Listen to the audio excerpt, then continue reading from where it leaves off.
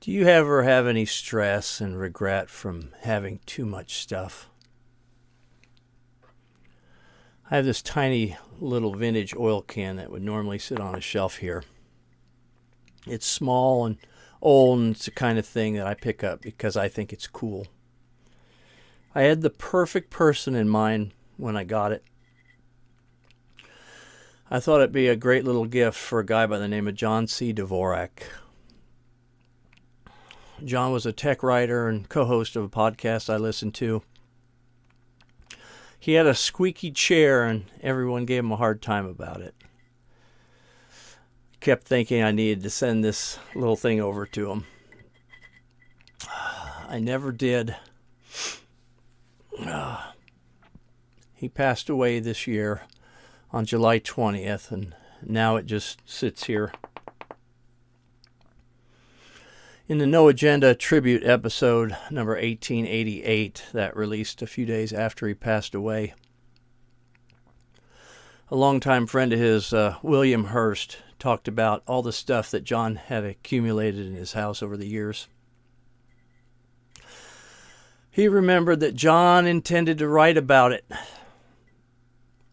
He called it the agony of owning junk. He talked about the difficulty of discarding things because you think they might end up being useful someday, or because somebody gave it to you and you hadn't figured out what to do with it yet. As soon as I found out he passed away, my eyes went straight to this little oil can. That little oil bottle represented something that was meant for somebody else. I told my wife about it and the regret of not sending it. She said, well, it probably would have just ended up at the Goodwill. So what John C. Dvorak never got around to writing about, it turns out to be one of my biggest problems too. The cost and regret and agony of owning inventory you never list. If you didn't know John C. Dvorak, or if you never heard of him, he was a pretty interesting guy. John looks like he was born on April 5th, 1946. And an interesting thing about him is he was nephew to the sociologist August Dvorak, and he was the co-creator of the Dvorak keyboard, if you've ever heard of that. That was that would have been like this had it taken hold. I guess it did take hold. It had a big following. QWERTY keyboard is what we normally use today. And interesting thing about the QWERTY keyboard is now this is like an old Swiss model. So the Z is in a place where it should be a Y. But an interesting part about this keyboard is the fact that you can spell the word typewriter in that first row of characters. And there was speculation or rumors about that as being a put that way to promote the word typewriter to people, so the salesman could type it quickly. And I don't think that was really the case, but it's kind of coincidental. It's up in the top row. They had to slow the typewriter down because these little beater bars sometimes would get stuck. Beater bars or type bars. And those little type bars would get stuck, so they actually had to rearrange the keys in such a way that people wouldn't end up causing conflicts with the bars as they were coming up too fast. So I find that kind of ironic because this is the same keyboard we use today, but if we really don't need to be slowed down today with computers, right? So it's kind of a neat little artifact of that. But I wish maybe the Dvorak keyboard would have taken hold. It was about 30% more efficient than the QWERTY keyboard. But yeah, John was a tech writer, and he's probably the reason why I ended up with this gem. He used to write for, well, he used to write a lot, but PC Magazine, I think, is where I read most of his stuff. And I think this is how I found out about OS2 Warp for the first time.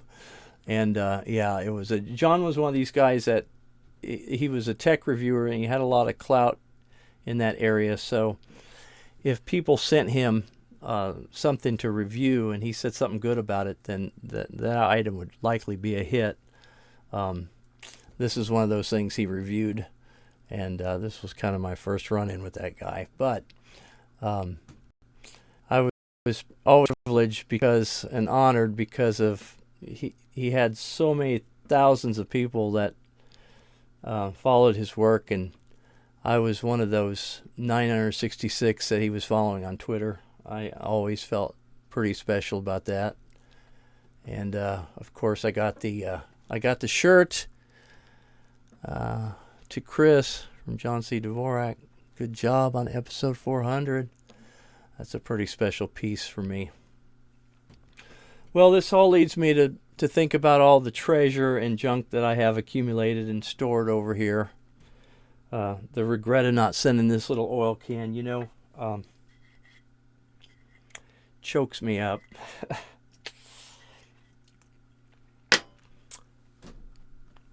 Anyway, so the hidden cost of accumulation. Well, that agony you feel when you own too much,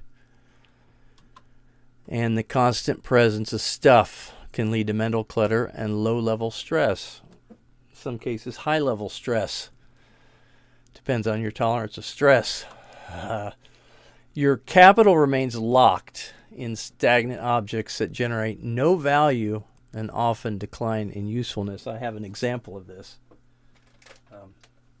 How about a cable modem? No, this isn't a cable modem. I think this is a DSL modem. This is a Wi-Fi TDS Wi-Fi modem model T3200. I paid $24.99 for this about 7 years ago. And I wonder today, it's got some dust on it, what kind of fool keeps old outdated stuff for 7 years without even bothering to list it that they spent $24.99 on? Oh, it's unbelievable. The interesting thing is, though, I decided to, there it is. There's the price tag, $24.99. Holy cow. I looked this one up today on eBay just to see. And believe it or not, they still sell, it looks like. This one is listed at $48.97 with 450 sold in pre-owned condition. So I don't know what the real market is, but I bet it's pretty slim. I might get my $24.99 back after all, though, but in most cases you won't if you buy technology like that. Cable modem's a good example. The cable companies always change the protocols, or they change the standards that modems can outdate themselves pretty quick. But yeah, that was a good mistake to learn from, and I don't know if I'm still learning or not. There's a guy on YouTube that I started following not too long ago. Since I decided to start doing YouTube videos, I started watching a little bit of research. In my mind, I never wanted to do much content because I always had the idea that I wanted to do some YouTube reselling content, and I thought, I don't want to be swayed. I'd rather go in stupid and go into something with not enough knowledge so it doesn't persuade me to do certain things that I normally wouldn't do by just gut or instinct. So I'm starting to follow some resellers and really started to enjoy that. But here's a guy that I really like. It's a good one, Nick Fox, and his channel is, it's Nick Fox Radio, or Nick Fox. But the title here, Millennial Inheritance. This is a site full of videos that show you what people are left with when they pass away. Another one of those things in my slide deck here, or if I can get back to it. Where is it? Yeah, the hidden cost.